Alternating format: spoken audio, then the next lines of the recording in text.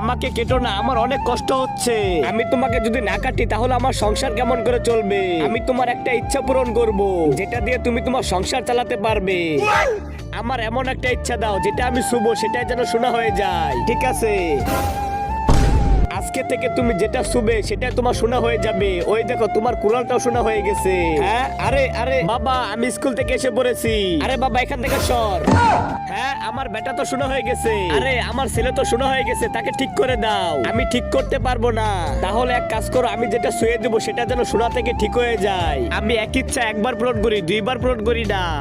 তাহলে ঠিক কেমন করে করব? একটা উপায় আছে, তোর তিনজন লোককে সাহায্য করতে হবে, তাহলে তোর ছেলে ঠিক হয়ে যাবে, ঠিক আছে?